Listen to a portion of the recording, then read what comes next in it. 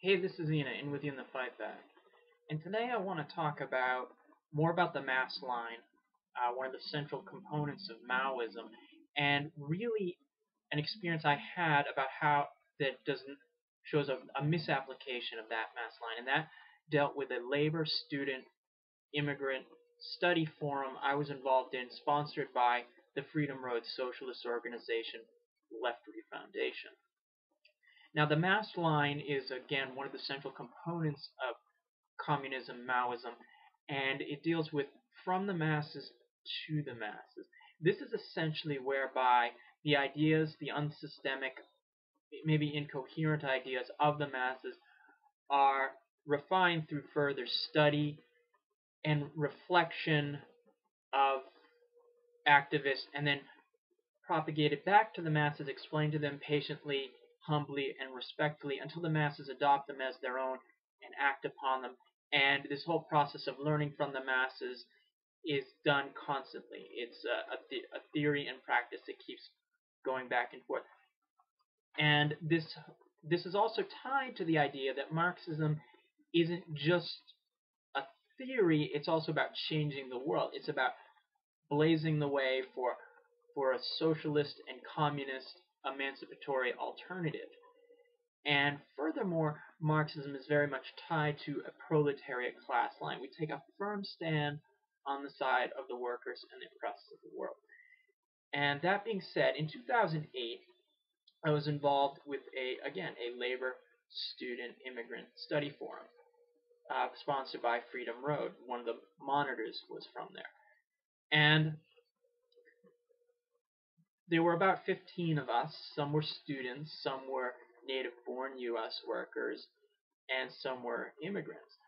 And for the most part, the whole organization of this was just, for me, it was quite an experience because we had people there who didn't necessarily speak the same language. So we had to have interpreters there.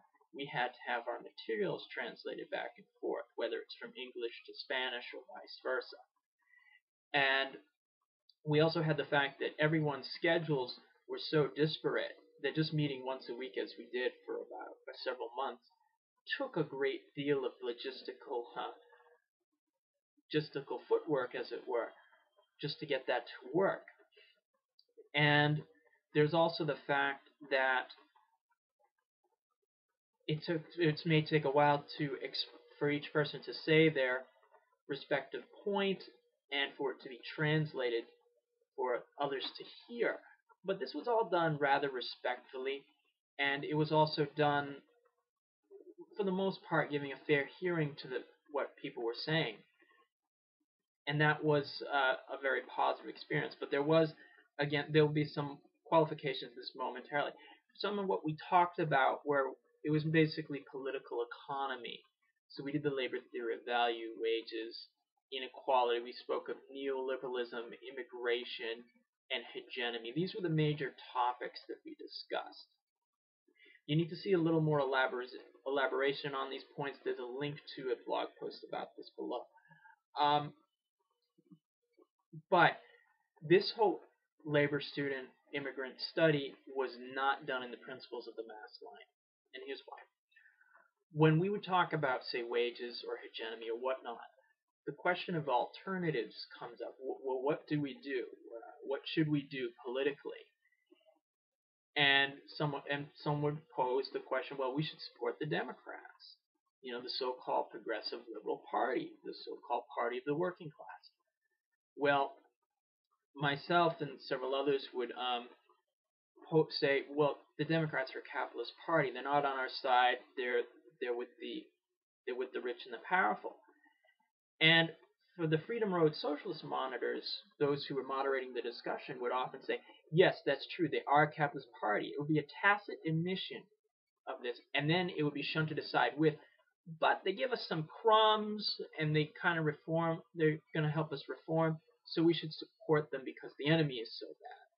Well, instead of raising consciousness, instead of really hashing out what is to be done, political alternatives, we were suddenly shunted back to the whole bourgeois electoral agenda And instead of shattering those illusions, they were being reinforced. And a whole experience of raising revolutionary consciousness was lost. Related to this whole pushing of the bourgeois democratic framework is the fact that questions of socialism and communism were not discussed as alternatives. Now, you could argue, well, there's so much prejudice against it that you don't want to antagonize potential allies with, like, the communist spectrum, or you don't want to bring the forces of the state down upon you. But this strikes me as something that is actually, on the one hand, you should deal with these questions respectfully and in a well thought out manner. But at the same time, revolutions are not for the timid or the faint of heart. And our class adversaries are very willing to put their ideas, their so-called alternatives, forward boldly. And I feel that we should be, when possible, of course, equally willing to put our ideas forward to really blaze the way, to actually show people, this is what we're fighting for, this is what we want. And instead, that was not done. So in conclusion, what we really had here was, despite the positives I elaborated about this study session, it was actually a rather negative application of the mass line. Instead of raising class consciousness and holding a proletariat class standpoint for a liberation alternative, we were shunted back into the Democratic Party, back into the bourgeois framework. And the alternative to capitalism, which goes by the name of communism, was not elaborated upon. So this is a critique of a certain line of practice done by the Freedom Road Socialist Organization, Left Free Foundation. You can read more about this critique in the link below. This is Ina. Until next time.